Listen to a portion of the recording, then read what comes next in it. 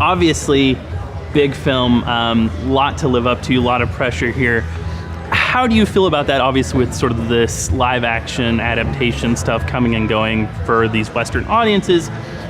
How do you feel about that pressure on there, Rosa, first, for this role? Well, I'm glad you asked. There are a lot of die-hard Alita fans just waiting for this movie since, 20 years ago, since James first bought the rights to the manga. It's huge, and I wasn't familiar with it at first, and once I read all of the volumes, I realized how important this is going to be for people, and I think that they're going to be very, very happy. Alita is our number one focus. I mean, who she is our number one focus, and we really wanted to get that person from the manga and translate it for all of the fans, and also for us. A lot of things change in the adaptation of a graphic novel, but luckily you have Robert, who's already done that with Sin City and just did a stellar job. There are some mirrored images from the actual manga, and I think fans will really like that as well. Yeah. But to be honest, we cared most, first and foremost, about Alita and shaping Alita, and I just want everyone to know that there was so much care that went into us bringing her to life. And I think you have to go and you have to be immersed in the theater and just visit her and see like how much of her we actually captured. And Keean, same kind of question, but for Hugo here, what does it feel to be playing this role that is pretty important for a lot of people? Yeah, I mean, such an incredible opportunity for one.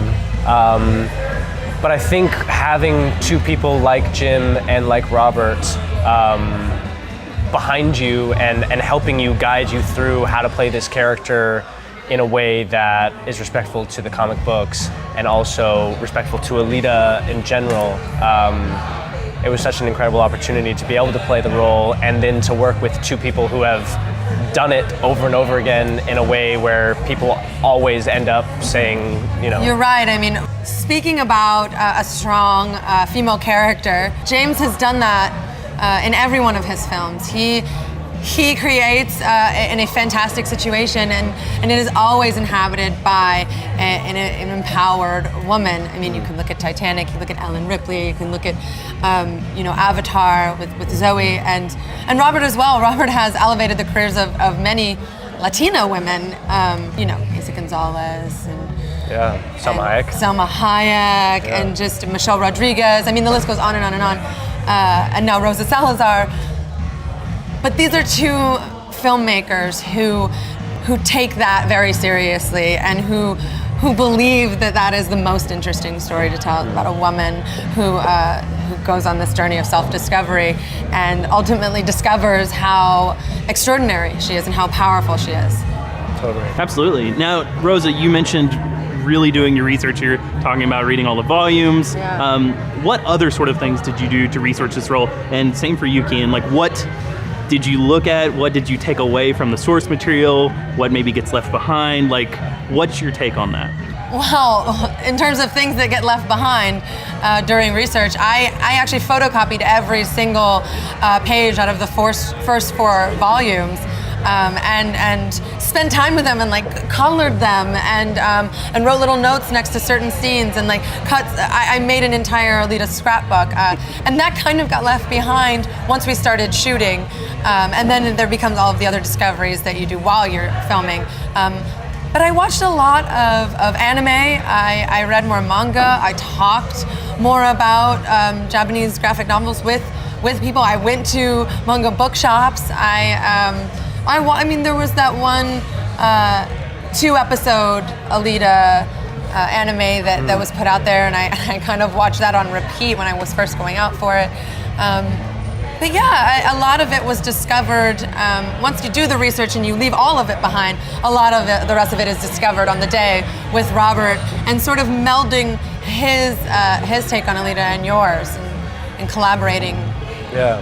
Yeah, when I got the role, obviously you start reading through the script and start deciding who Hugo is and where he came from.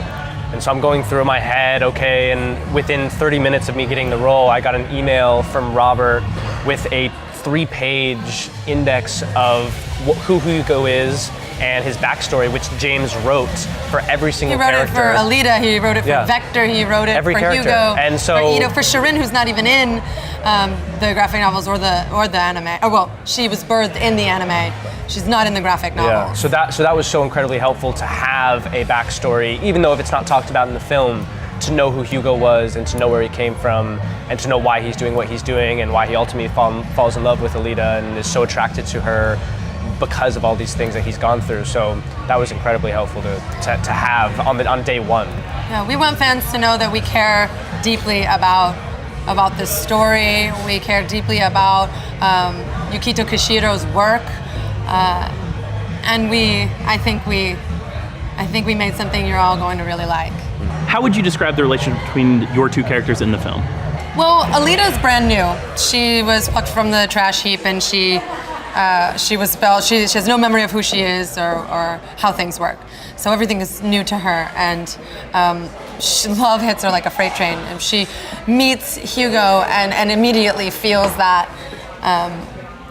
feeling, that very special feeling. Yeah, and I think Hugo sees that too. I think he sees someone that, Iron City can be really tough on everyone. And when he sees Alita, who is completely innocent and free of all of it, I think that's what makes him so interested in her and ultimately makes them fall in love with each other, because he wants to help her out, figure out who she is. And I think ultimately when she comes into your life, she helps you figure out who I am, who you are. Yeah, And that's really, really something special. Yeah. I mean, that's true love.